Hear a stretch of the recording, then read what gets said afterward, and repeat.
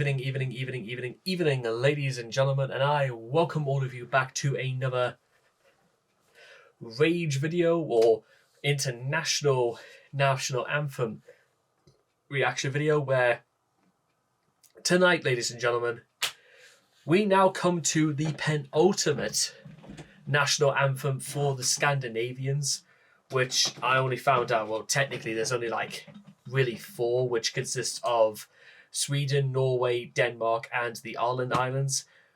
Technically, it could be argued that it's mostly Norway, Iceland, and they could have. How hard could it be to just fit the other country on the end of that? Well, anyway, what can you do? So, Sweden, birthplace of PewDiePie, still probably the most famous YouTuber in history, just because he's been around so long and he's made so many people laugh over the years. But then, of course, we come across Sweden as a nation. Now, as a nation, it's It's interesting about how when it comes to almost thousands of miles of coast road, it's between Sweden and an island nation in many strange ways, because it almost crosses crosses a bridge between Denmark.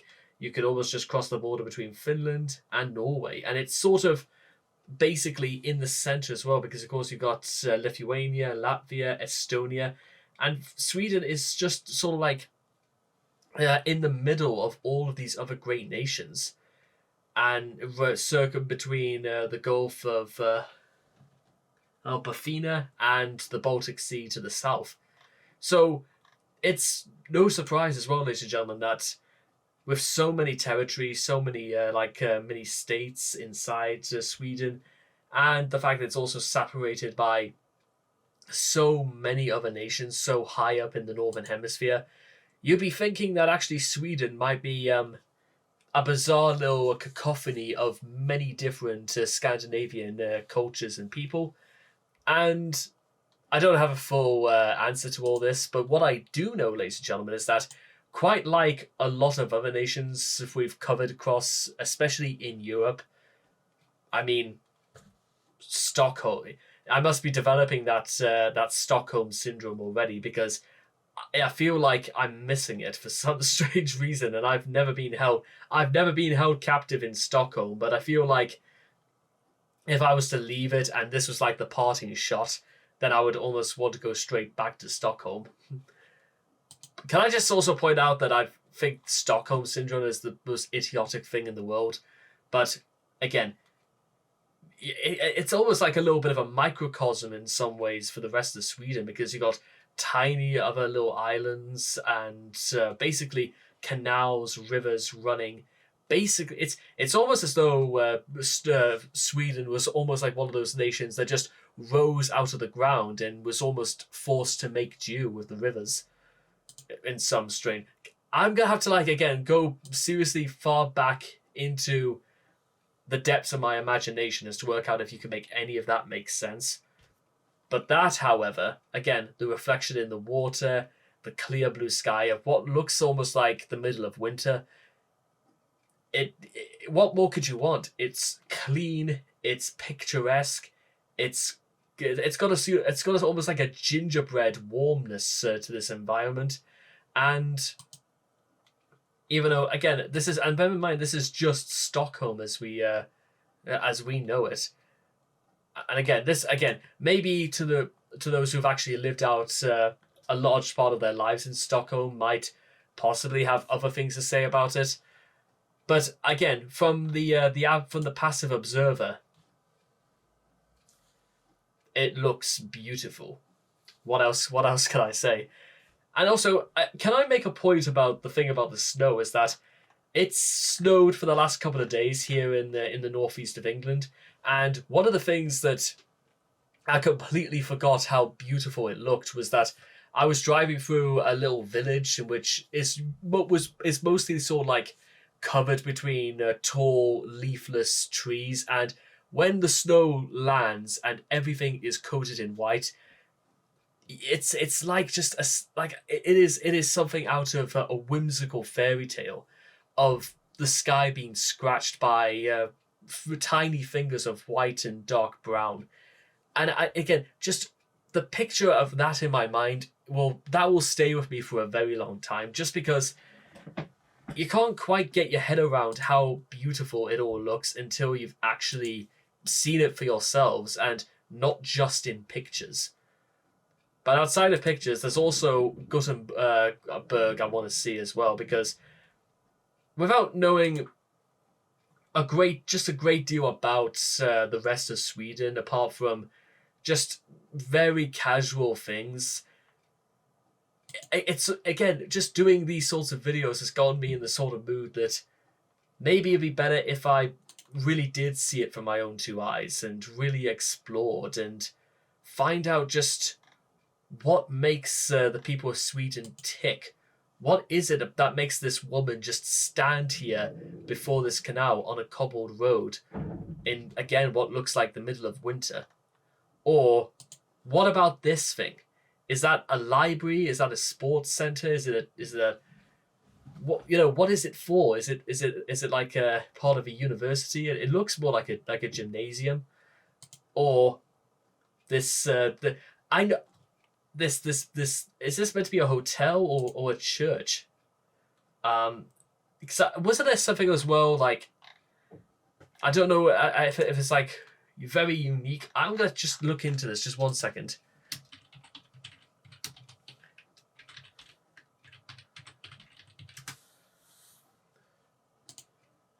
And here we've got basically another one, and another one that almost looks like the Sage, except smaller. Or what about this thing? Is that meant to be like an opera house, or just a studio? Or what about this one? It's basically a house with houses growing on it. It looks like a house of like a tree house, where like the branches are just like little separate apartments. And where did all of these come? Who designed all of these things? And is it just like, does Sweden have some extremely high profile engineers and designers? Because look, it's just a house standing on a river, but it looks like it came, like, it almost looks like a sauna, probably, like floating above. Actually, imagine how cool would that be if you had like a sauna, so like halfway beneath the surface of a lake, so that and it had like glass walls where you could see outside, but nobody could see inside. So you could almost like see, like, I don't know, maybe steam create an effect on the outside, so that you're almost like in a shroud of fog and steam. I'm pretty sure somebody must have thought of done that maybe at some point, but, or even like this. What do they call this? The Atlas Obscura. But again, this more looks like just like a subway station, and it basically the tower from Teen Titans is here as well, developed by maybe Swedish architects. I mean, this might be the more objective things that we've had to do, but look, it's endless. God almighty. It's certainly very different, ladies and gentlemen, and it's definitely someone from an architect enthusiast as me to take a look into, because that looks like no other place in the world I've ever seen at any rate. And just another little quick thing before we go any further as well. Got to look for things like just a little bit of a more generalized history. So Sweden is a Scandinavian nation with thousands of coastal islands and inland lakes. Along with vast boreal forests and glaciated mountains, its principal cities, eastern capital Stockholm, and southwestern Gothenburg and Malmo, are all coastal. Stockholm was built on 14 islands.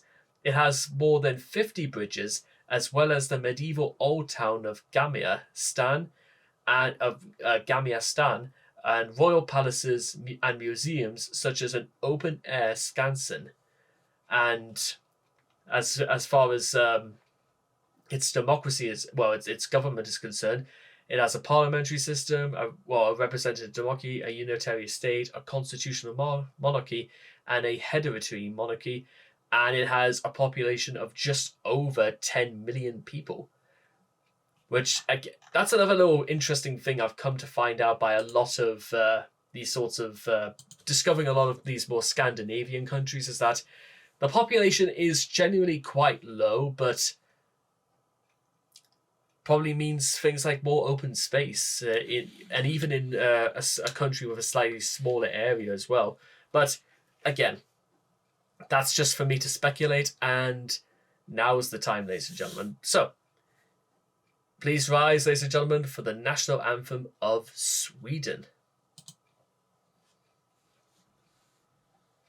Thou ancient, thou free.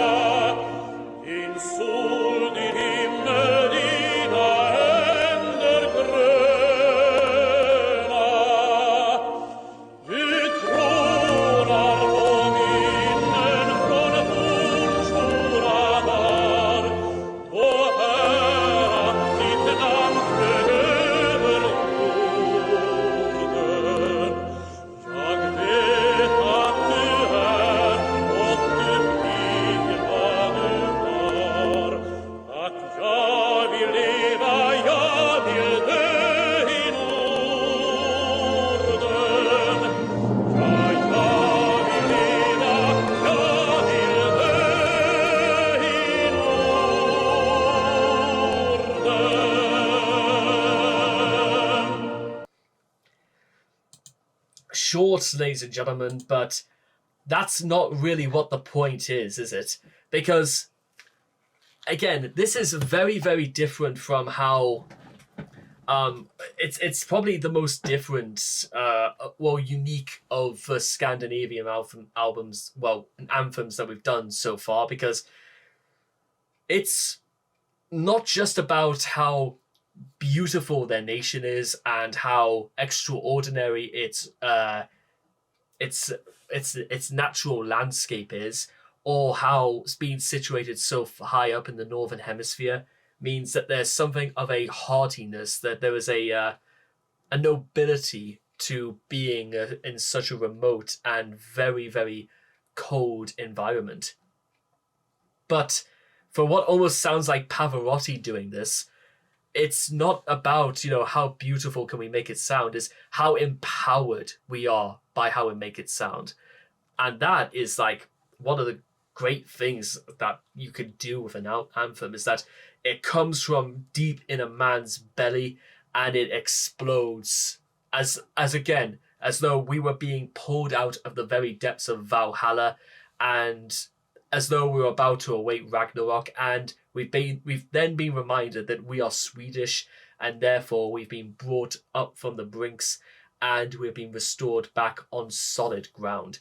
Sweden's national anthem basically asks the question, are you proud? Are you ready to sound like you're proud? And we are ready for the beck and call. Titans, go. There was a house that looked exactly like the Teen Titans Tower. That's still funny. So anyway, I hope all of you guys have enjoyed this reaction video to Sweden's national anthem. Please make sure to leave all your thoughts and comments in the comment section down below, because we want to know what you guys felt of the gamla, the fria for yourselves. And I cannot wait to see all of you guys again in the next video. Take care and bye-bye for now.